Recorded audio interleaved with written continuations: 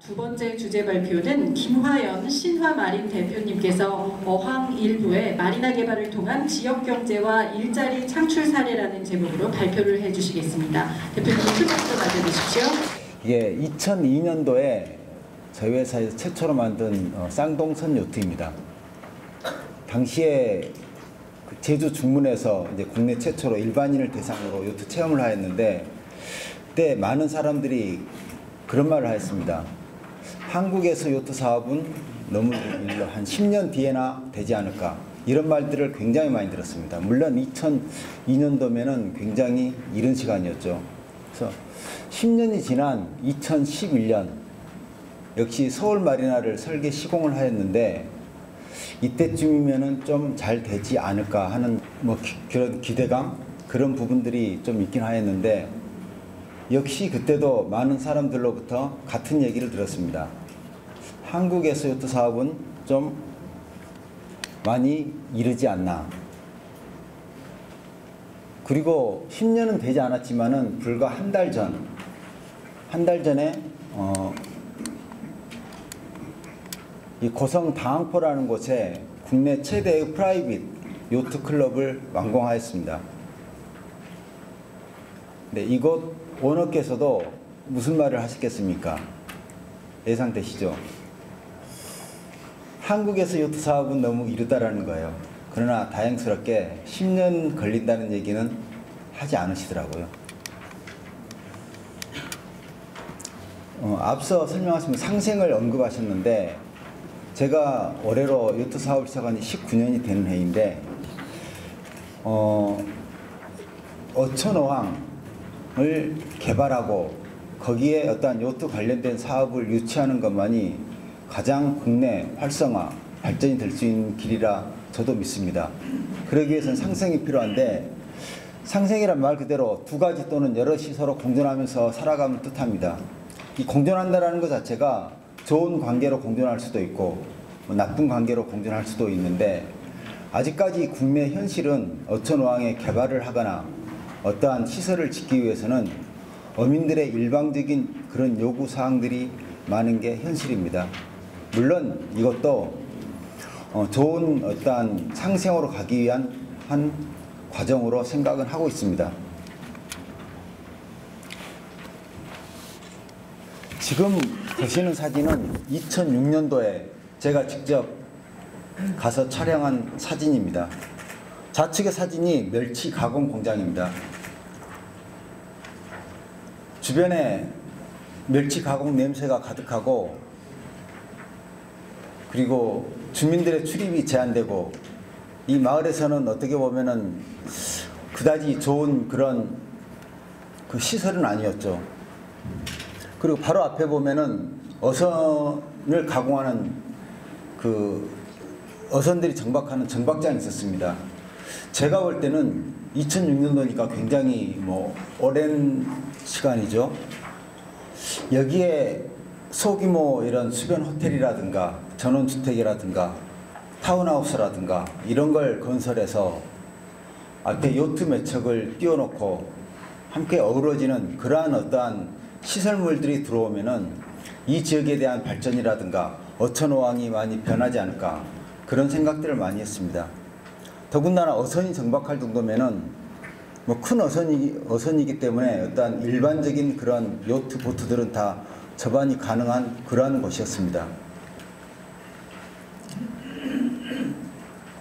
이러한 곳에 오랜 기간 동안 이것이야말로 이런 그 자연 어떠한 입지 조건을 활용해서 짓는 게 가장 사업적으로도 저렴하고 가능성이 있겠다 싶어가지고 건설사라든가 많은 곳에 이렇게 알아는 보긴 했는데, 당시에 너무 이런 시간에 그러한 요트 관련 사업이라든가 리조트를 알아보니까 결국에는 굉장히 비용적인 측면, 여러 가지 사회 분위기, 모든 것이 겹쳐져서 결국에는 포기하고 말았습니다. 그곳이 어디냐면은 바로 통영입니다. 한라해상 국립공원에 위치하고 주변에 볼거리, 먹을거리가 굉장히 풍부한, 그리고 바로 산 너머에 금호 리조트가 있고, 그리고 안쪽으로 들어와 있는 이런 만 형태의 지형이다 보니까 별도의 어떠한 방파제 시설 없이도 충분히 가능했던 그런 지역이었습니다. 그래서 결국에는 좀 전에 얘기했듯이 포기를 하고 어느 정도 시간이 흘러간 거죠. 8년이 지난 어느 날 2013년이죠. 제가 지인으로부터 전화 한 통을 받았습니다.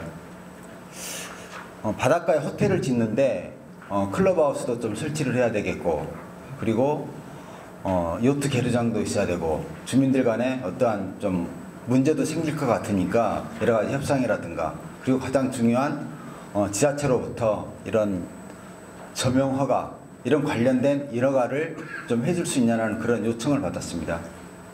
그래서 제가 주소를 물어봤죠. 제가 8년 전에 알았던 바로 그 멸치 공장이었습니다. 그 왼쪽에 보시는 그 멸치 공장 사진이 우측에 보이는 것처럼 이런 초가 형태 30여 개 고급 객실이 있고, 앞쪽에 요트 계류가 가능한 그러한 수변 리조트로 변모가 되었습니다. 물론 그 등산로, 처음에는 일반인 출입도 제한되었고 등산로도 다 막혀있고 이런 산책로도 없었지만은 호텔이 들어선 이후에 등산로와 산책로, 자전거 도로, 주변 환경이 굉장히 좋아졌습니다. 지금 보시는 것처럼 그 지역이 왼쪽에 있는 예전의 멸치 공장이었던 곳이 지금의 이런 요트 리조트, 그리고 우측에는 많은 어선들이 공존해 있는 이러한 어촌 마을이었습니다.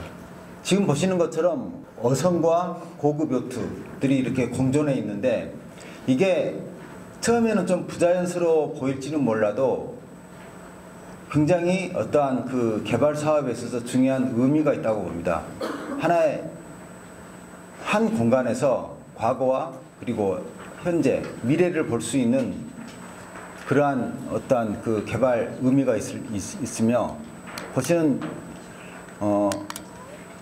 지금 사진에 보시는 것처럼 이게 마을 자체에 굉장히 많은 주민들이 살고 있었습니다. 이게 단순한 어떤 들어오기 때문에 상생해라는 그런 마음으로 이루어진 건 결코 아닙니다.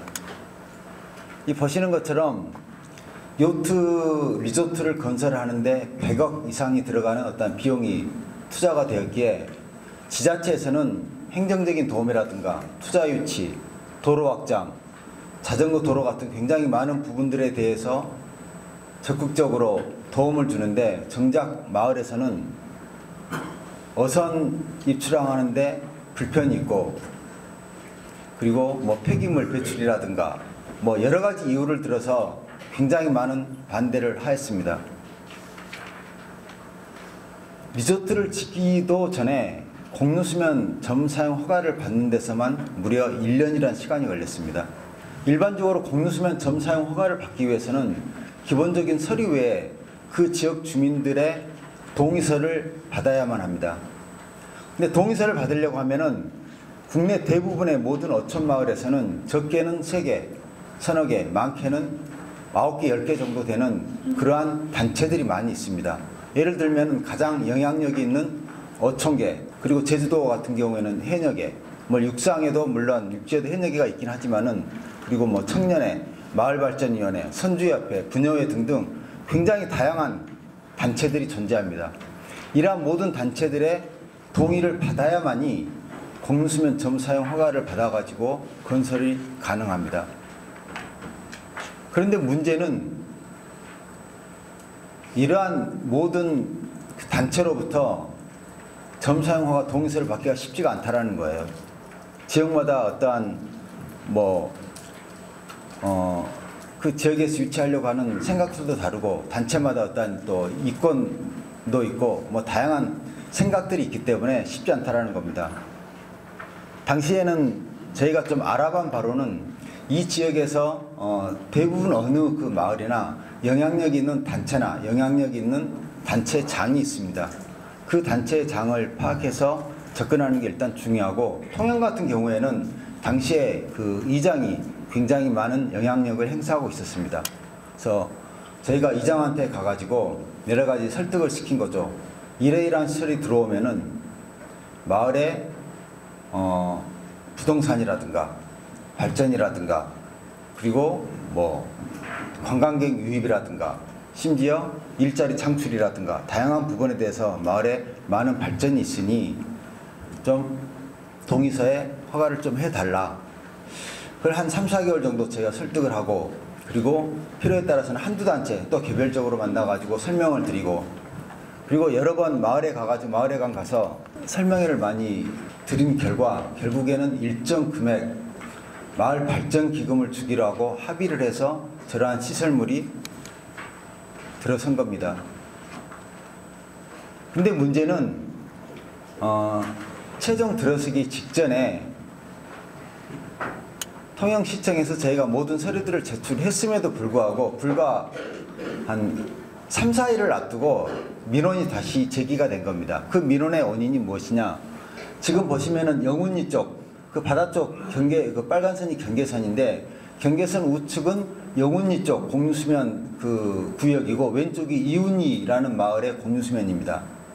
저희가 영운리 쪽에 모든 보상을 하기로 하고 이렇게 동의서를 받았는데 이운리 쪽에서 민원을 제기한 거죠. 왜냐? 요트가 들어서면은 왼쪽에 있는 자기네들 어선이 입출항하는데 문제가 된다라는 거예요. 상식적으로 봐도 좀 말은 안 되지 않습니까? 저 넓은 항과 저 넓은 그 방파제 입구에 있는데 어선에 문제가 된다라는 건 누가 봐도 좀 억지이긴 한데 그래도 민원을 제기를 하니까 어떡합니까? 결국에는 두 개 마을 다 마을 발전 기금을 주고 합의를 해서 이렇게 건설을 하였습니다. 지금 두 번째 사례를 발표 좀 하려고 하는데 이 부분은 지금 종료 5분 전이라 그래서 제가 앞부분은 좀 넘어가고 간단히 내용만 설명드리도록 하겠습니다. 고성 다항포인데 처음에 얘기했듯이 불과 한 달 전에 완공한 시설입니다. 이곳은 지금 보시는 것처럼 뭐 만으로 들어와 있어가지고 굉장히 안전한 항이고 특별한 어떠한 어민들의 활동이 이렇게 활발한 곳은 아닙니다.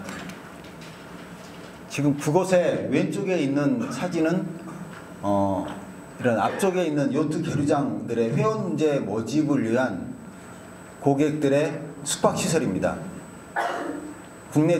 어떻게 보면 국내 최대의 프라이빗 요트 클럽인데 이 마을 역시 주민들의 어떠한 도움을 받아가지고 완공한 시설 자체는 사진으로 봐가지고 좀 작아 보이는데 한쪽 편이 한 이쪽에서 여기까지가 150m 정도 되는 굉장히 큰 규모가 큰 그런 개인 시설입니다.